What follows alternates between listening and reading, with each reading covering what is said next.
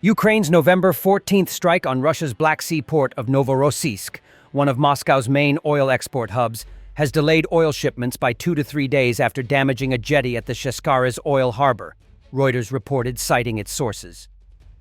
Novorossiysk and a neighboring Caspian pipeline consortium terminal, which together handle about 1/5 of Russia's crude exports, halted oil shipments after the strike and resumed exports from Novorossiysk on November 16th, according to Reuters.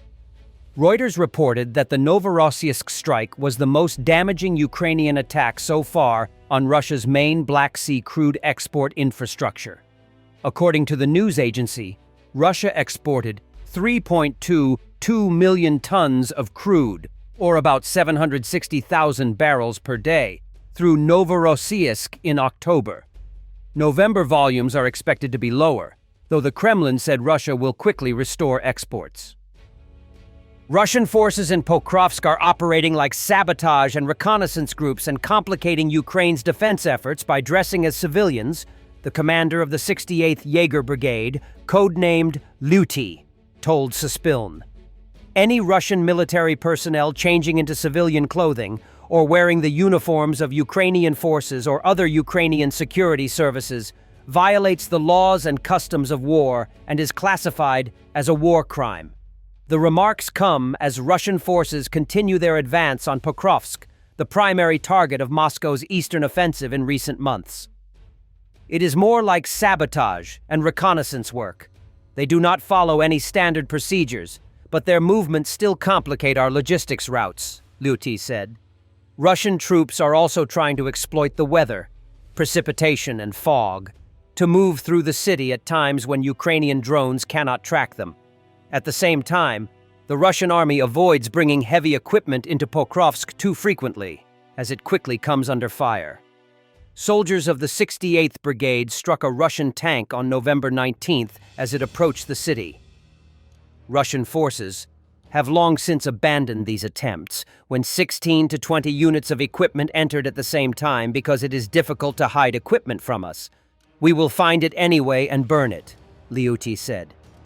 Liuty added that Russian soldiers continue changing into civilian clothes, which is why Ukrainian forces sometimes detect them only once fighting has already begun.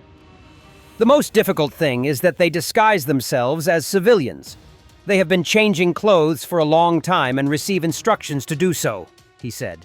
Sometimes we identify the enemy only after the start of the firefight, because civilians will not open fire on our units. Russian troops continue to target Ukrainian logistics, creating a so-called kill zone around Pokrovsk that stretches 10 to 15 kilometers, 5 to 10 miles, from the city to the front line. As a result, Ukrainian soldiers must cover this distance on foot, Liuty said. The enemy has brought many of its best crews here to work against us. The intensity of enemy drone strikes is so great that sometimes it is simply impossible to drive in the positions, the Ukrainian commander said. We are moving with the help of ground-based robotic systems. We are trying to deliver provisions to our units in this way. This is because a lot of equipment has been destroyed and burned by enemy drones, he added. After taking control of Avdiivka, a long-standing Ukrainian stronghold roughly 40 kilometers, 25 miles, southeast of Pokrovsk in February 2024, Russian forces have been steadily pushing toward Pokrovsk, a former key Ukrainian logistics hub located in a relatively secure part of Donetsk Oblast. Over recent days, Russian forces have further stepped up efforts to complete the capture of the ruined city, hoping to surge forward beyond Pokrovsk and take the village of Hryshine, the 7th Rapid Reaction Corps of Ukraine's air assault forces reported. Despite the threat of encirclement around Mirnorod, Kyiv has doubled down on efforts to boost the defense of Pokrovsk, with President Volodymyr Zelensky personally visiting the area in November.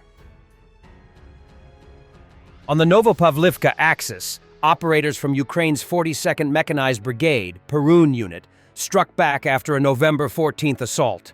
They destroyed 6 hideouts, 3 vans, bukankas, and eliminated 4 Russian soldiers during the mop-up operation. Ukrainian forces on the Novopavlivka axis continue to grind down Russian attempts to push westward, holding a defensive line that has become one of the most intense sectors of the front.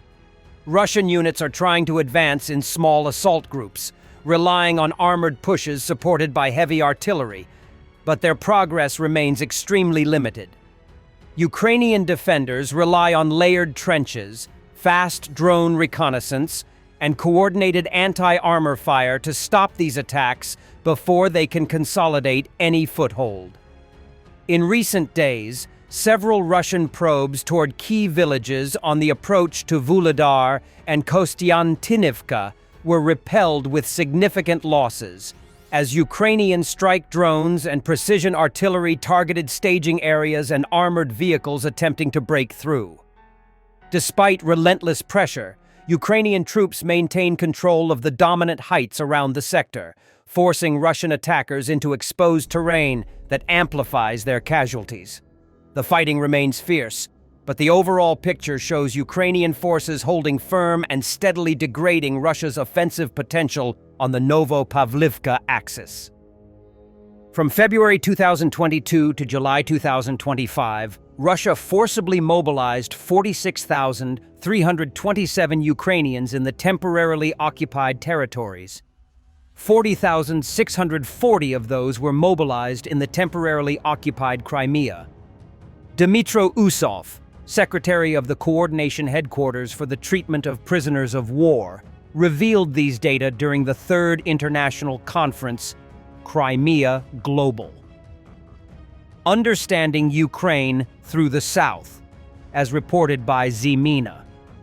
He stressed that this means that Ukrainian citizens are currently fighting against Ukraine. According to his data, Russian occupying authorities illegally mobilized 5,368 Ukrainians in the occupied Donetsk Oblast, 4,650 in the Luhansk region, 560 in the Zaporizhzhia region, and 478 in the Kherson region. Additionally, 35,272 individuals were mobilized in the Autonomous Republic of Crimea and 5,368 in Sevastopol. Usov emphasized that Ukrainian military intelligence provided the information to the coordination headquarters, and Russia confirmed it. He also reported that 16% of the POW currently held in Ukrainian prisoner of war camps are Ukrainian citizens, with 6% of those being Crimean residents. Western and Russian intelligence agencies are quietly battling over Yaroslav Mikhailov, believed to be behind the DHL parcel bomb attacks. Now in Azerbaijan with a fake passport, he's wanted by both sides. Moscow demands his return, while Poland, the UK, Ukraine, and Lithuania push for extradition to Warsaw. Baku is stalling, keeping him under watch but not detained. Thanks for watching, and don't forget to subscribe.